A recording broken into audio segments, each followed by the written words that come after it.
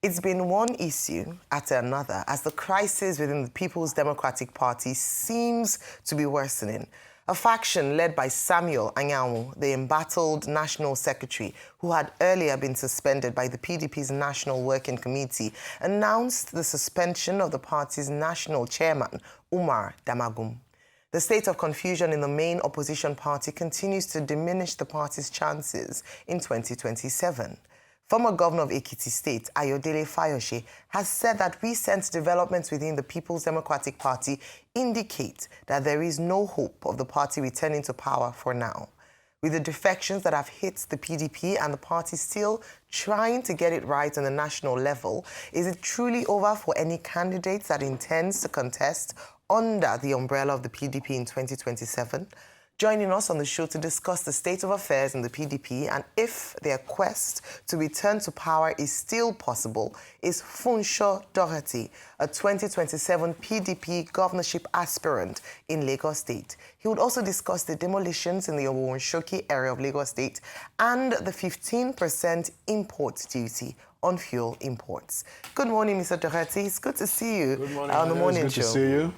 Good morning, Rufai. Morning. Doctor, good morning. Mr. Doherty, I think it was Senator Gabriel Suswam who said, I think on this same table, that the PDP is in the intensive care unit, ICU. So while the choice of a party that is in the ICU, in fact, some people have given up on the PDP because of the current crisis, because of the factions that have emerged. But that's where you have pitched your tent this time around. And you say, well, APC should not think that they will continue to dominate power, particularly in Lagos State. You want to run in 2027.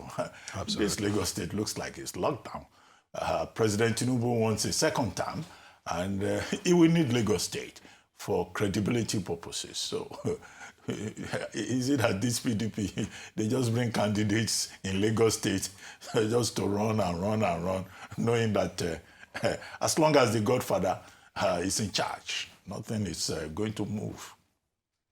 Well, thank you for that question, Doctor. As they say, I forget who said it, the rumors of the death of PDP, I think, are greatly exaggerated. Do we have internal issues? Yes. Are there internal crises? Yes. But the battle for the soul of PDP that is going on is beyond PDP. It's a battle for the soul of the party, but it's also a larger battle for democracy in Nigeria. Because at the end of the day, if we don't have opposition, we don't have a democracy. And if you look at the landscape today, no matter how you might want to cut it, PDP is a main opposition to the APC. Even despite all the defections, the largest group of governors you will find remaining is in the PDP. In the National Assembly, the largest group you will find is the PDP. Even amongst those who have defected, the governors may have defected, the Assembly may have defected, but there's still the electorate. And the jury is still out as to where the electorates stand. Because at the end of the day, elections are not just about people, they're about parties. So that remains to be seen. I think that when you think about the internal crisis within the PDP or the internal disagreements, however you want to call it, yes, there are disagreements within elements within the PDP. And we need to take responsibility for that and fix those things. And we are working on them. But I think those also that say we should not look outside the party for sources of some of that crisis, I think are being naive. Because the truth of the matter is that there are elements within the party which are loyal to interests that are outside the party. Like who? And those actions... Like who? It is well known, for example, that the Minister of the FCT is serving in this present government. He says the opposition is the problem. He may say so, and that's what I expect him to say.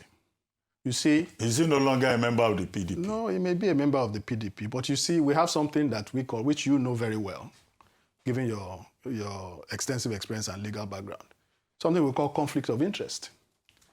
This is when you are in a position where you have conflicting interests. And once you are in that position, we have to take everything you say with a pinch of salt. And we have to understand that you may not always be acting in the interest of one side because you may be favoring the interest of the other side.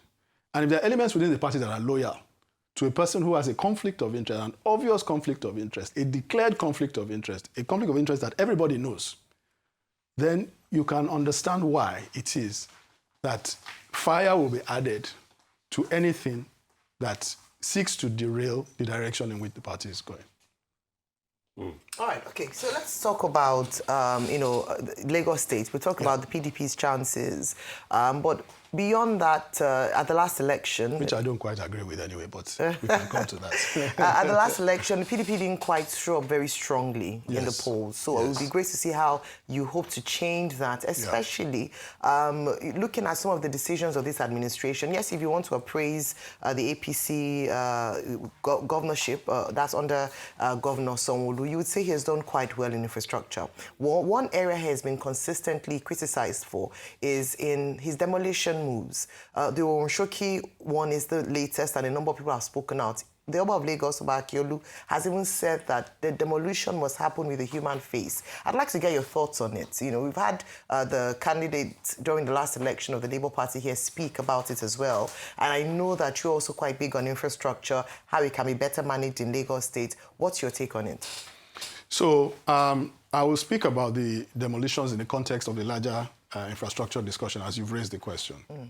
You see, one of the views that I have is that whilst we can point to certain elements of infrastructure as being the product of governance in Lagos, and in pointing to those, say we are perhaps better off than other states because we may have more of these infrastructures. Yes.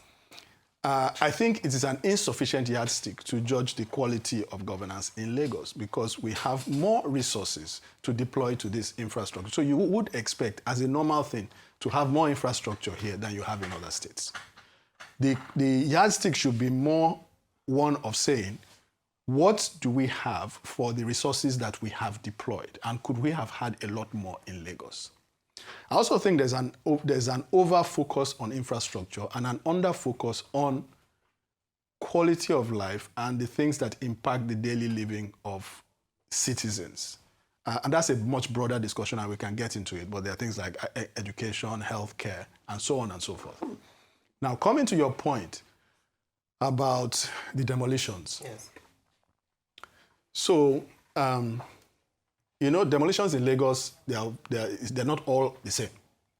So there are some where they come and they say, you know, structures are built, illegal structures are built on floodplains and so on and so forth. They're likely to cause floods and so on. So they have to bring down those things.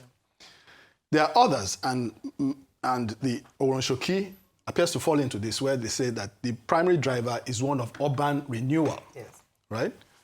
Now, what you are seeing is the outcome of a process of lack of transparency, of a process by which things are done in secrecy. And therefore, by the time you now come and start implementing, this is the kind of outcome that you are going to see. Because if you say you want to do urban renewal, this is a process that starts with engagement right from the beginning. It has to be transparent. People have to know what you are doing, and you have to carry people along and then make alternative provisions. And so that by the time you get to demolitions, it's not as if you are starting from the end, right? There's a process that you've undertaken. This is how it's done in development. We're not the first state or the first city to undertake urban renewal. Yes. Let me give you an example.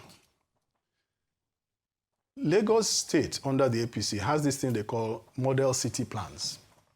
So you'll do one for Lagos Island, do one for, Koshofe, and so on and so forth. Yeah.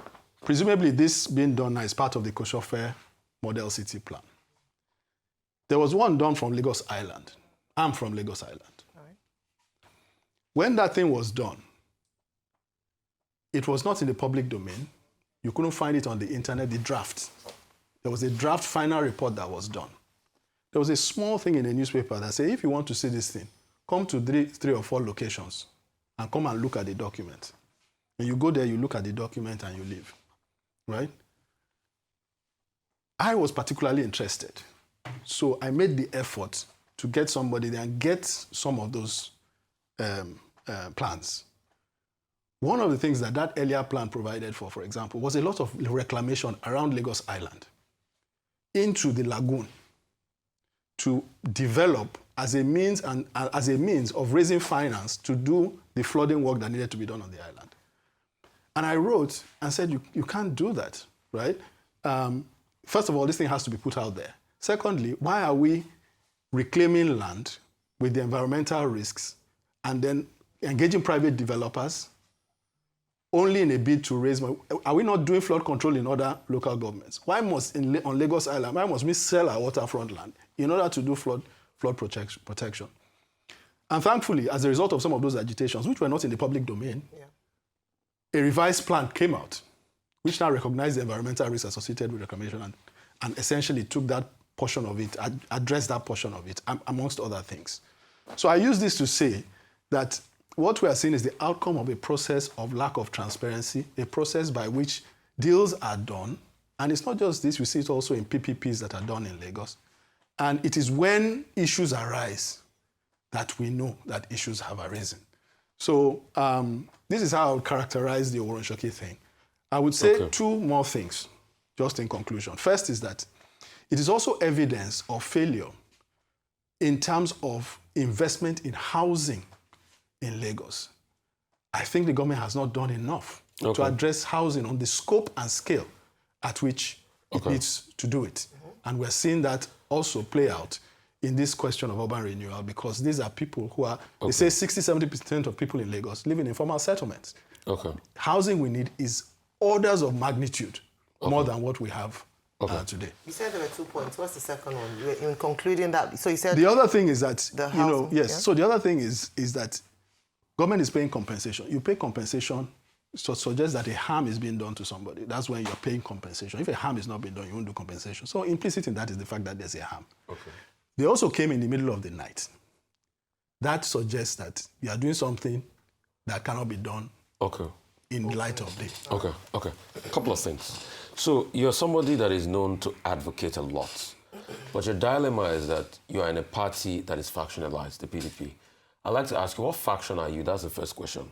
Part of your advocacy was on the coastal road. In fact, you are saying you challenge the figures of 7 billion per cost per kilometer, that is 21 billion, that you wrote about in your paper. Leading up to the last election, you also talked about the role of alpha beta. What's your grounds as regards those two issues? Okay. First of all, I question the whole terminology of factions, right? I believe that there are internal disagreements. The working committee met and took some decisions. Some people have made an alternative statement. To me, I don't use the word faction.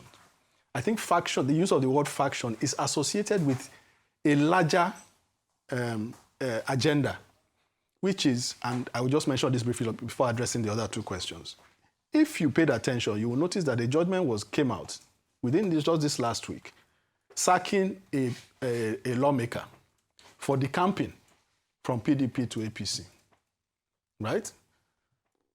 On the grounds that he was elected on the platform of the PDP. So this suggests that the stakes are higher in terms of saying that there's factionalization within the PDP, because you remember that factionalization is one of the grounds on which the campaign is allowed. And you know a lot of people have decamped from PDP to APC.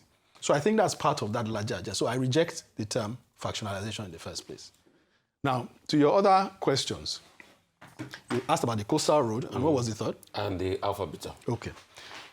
With respect to the coastal road, I mean, look, this is basic math. I'm not an engineer, but I'm a chartered accountant by training. I'm also a chartered financial analyst. If you spend so much in naira or dollars for so many kilometers, the cost per kilometer is a direct division. And if you do that, you get to 22.5. You can then cut it. It's a 6-lane road. You can then cut it and say, okay, if it had been a 1-lane road, what would it have cost? If it had been a 2-lane road, what would it have cost, right? But the truth of the matter is that we spent about 1 trillion for 47 kilometers, which by direct division, simply, plain language, is 22.5 billion per kilometer of 6-lane road. But the minister says 7 billion. Well, Okay. he Alpha characterized beta. it with- Alpha with- beta. So the point being, before we get to alpha beta, whether it's 22 billion, whether it's 7 billion, we would not be in the position of discussing 22 or 7 billion if you had done what you ought to have done. If you had not awarded the contract on a single source basis to somebody without going through a procurement process. That's why people are challenging you. And that's why people are saying your cost looks high, and it does look high. But if you had the safe harbor of saying that, well, we went through a process, nobody will shout, right? I am in court on this matter because I believe that this is a seminal matter. So who did you take to court? We took the Attorney General of the Federation. Okay. We took the Bureau of Public Procurement. Okay. And we took High Tech. There are 3 defendants in that one. Okay, Mr. Doherty. We're in the, now, on Alpha Beta. Yeah. Alpha Beta to me is a travesty. I think that the fact that we're by who instituted it, who is our current president, instituted Alpha Beta. I think that should not be.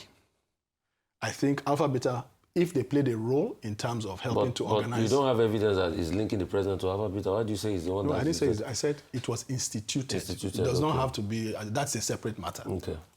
Which, time will tell, because there are ways of finding out those things ultimately. But the institution of it and the structuring of it and the fact that it exists till today, I think is a travesty.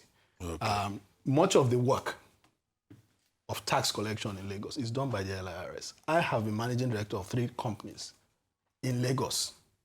They are national companies, 2 of them, but they're headquartered in Lagos.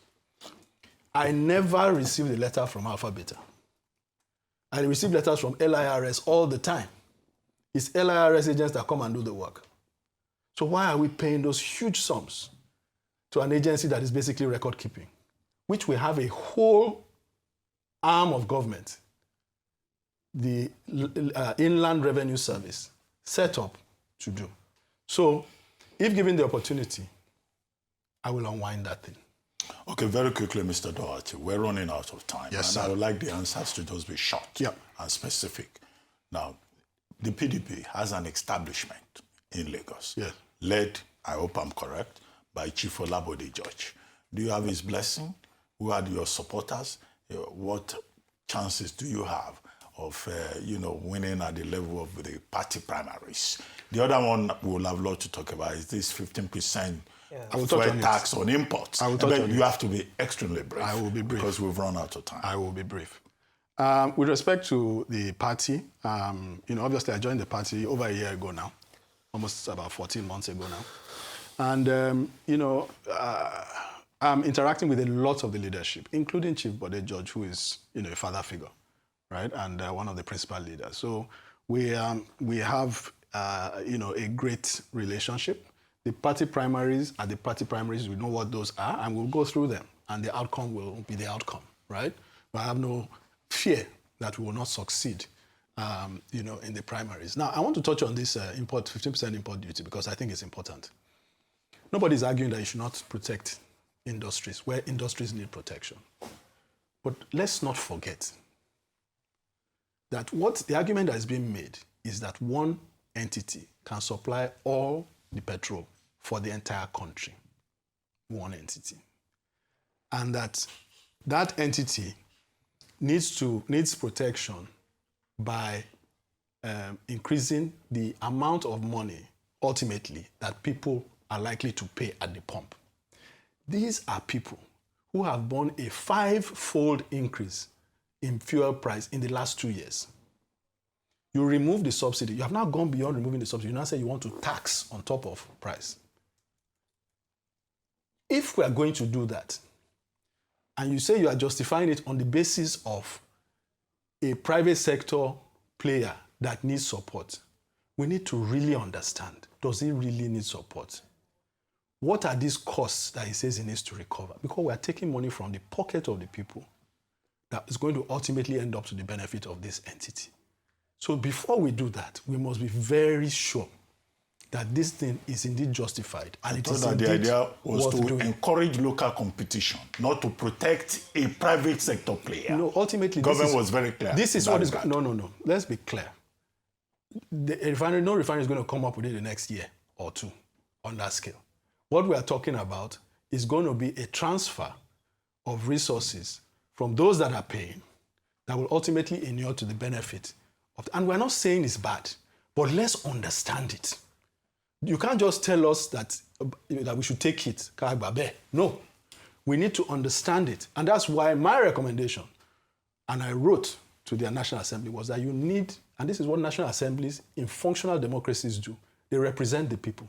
So call the players, call the parties, let's understand it. You are asking people to pay more by instituting a tax.